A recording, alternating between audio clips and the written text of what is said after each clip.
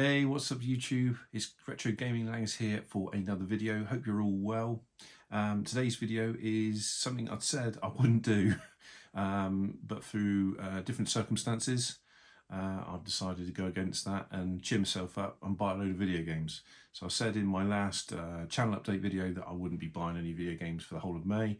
That lasted for about 24 hours for unknown reasons.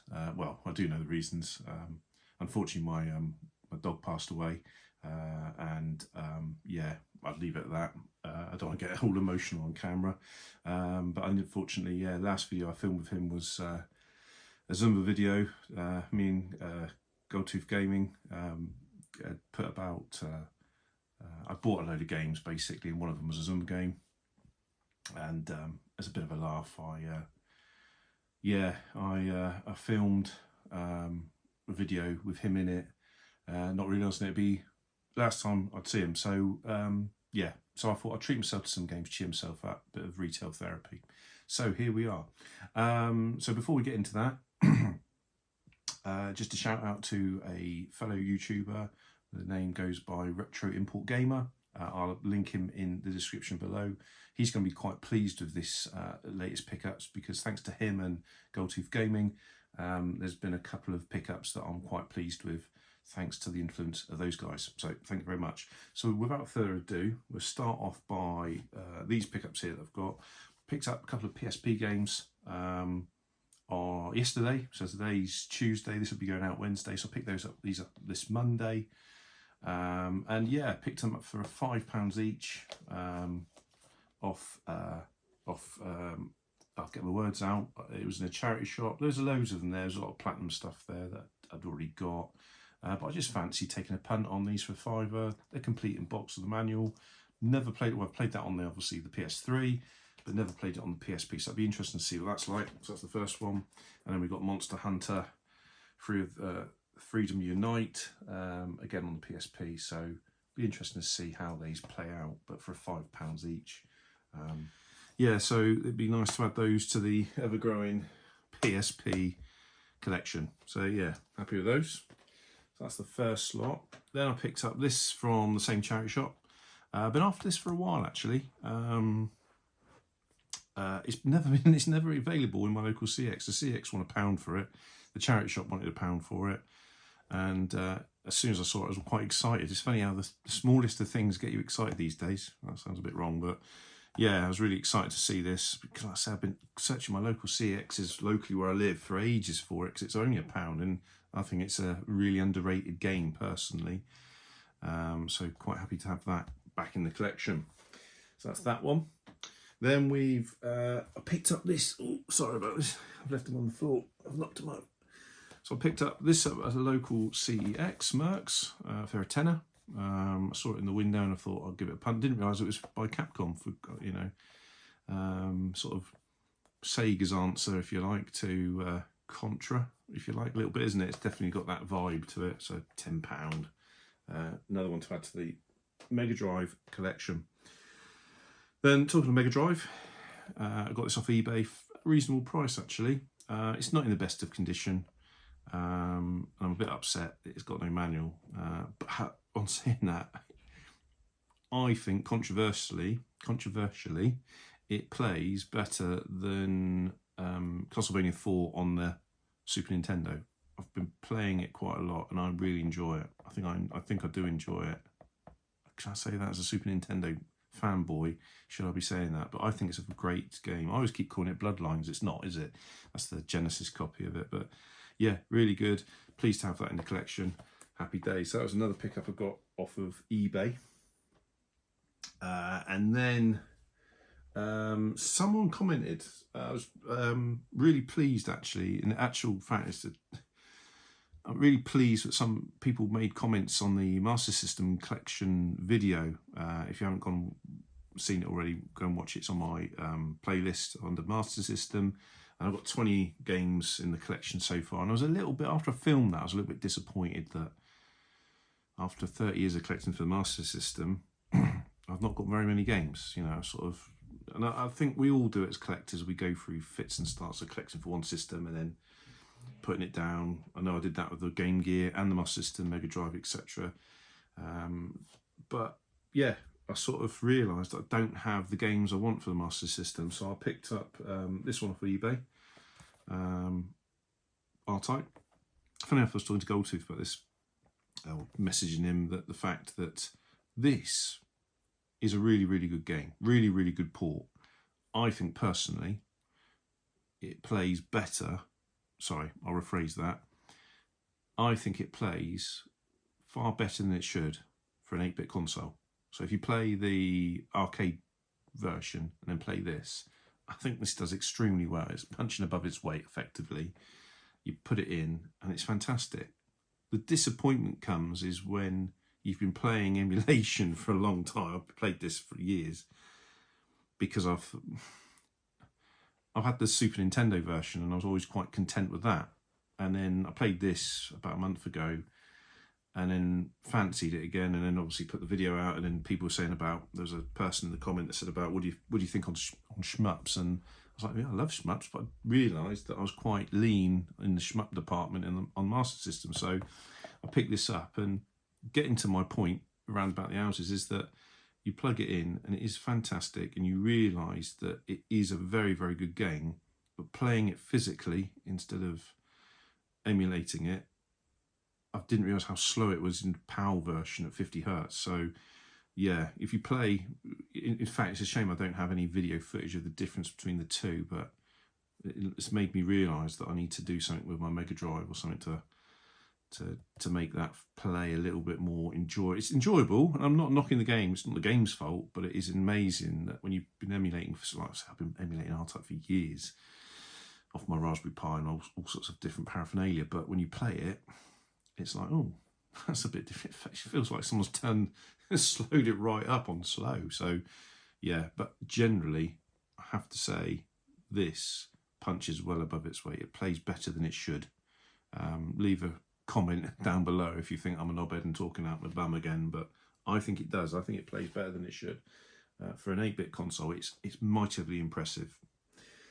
Talking of shoot 'em ups, this one, I was walking past my local gaming shop the other day, went in and they had 2 copies of this, one in the window, and again, through realising my lack of Master System games, I went and picked this up. So I'm now at 22 Master System games. I'm well chuffed, but effectively this is Darius, isn't it? I think Darius 2. I don't know why they changed the name of it, but yeah, this is effectively Darius 2. Very good game. Picked this up, well pleased to have it in the Master System collection. And then talking of 8-bit, I bought this from a local CX last week. Saw it in the window there and thought, do you know what? There's 2 games in my NES collection that unboxed, this and Zelda. Zelda's really pricey now, and I always wanted the gold cartridge.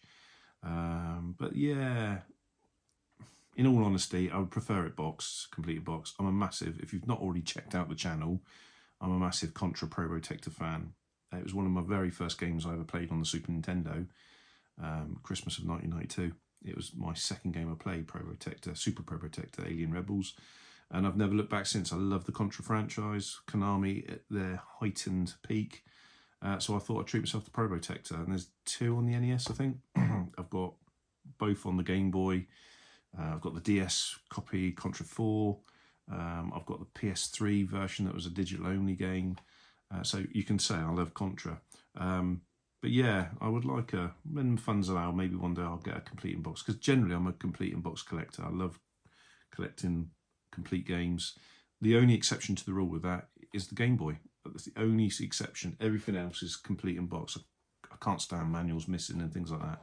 Part of just who I am as a person. But yeah, I allowed that. That was 22 quid CX. So I was happy to have it. And at a later date, I might try and get everything together at some point. Then we've got Burnout. Picked this up for 4 quid in CX. It looks a good clean copy, and I thought, why not? The only disappointment was when I got it home, put it in the Xbox 360, it wouldn't work. So it's obviously not the one that's backward compatible, but there you go. I've got an Xbox, so I'll try it in that at some point. Getting back to why I mentioned Retro Import Gamer is because he'll be very pleased of my next copy. So I was talking to Goldtooth via Instagram, and he messaged showing off his Bang & Girthy, his B&G TV, and he put a picture up. Now I said to him, "Is that Coast to Coast?" Because it looked very similar to Coast to Coast. And he said, "No, it's Outrun 2 for the Xbox." And I was like, "Is there an Outrun 2?" I generally didn't know there was an Outrun 2, so pick this up. This arrived today, actually. I've just been playing it upstairs before filming. It's fantastic. It's the best 11 quid, 12 quid I've ever spent in my life.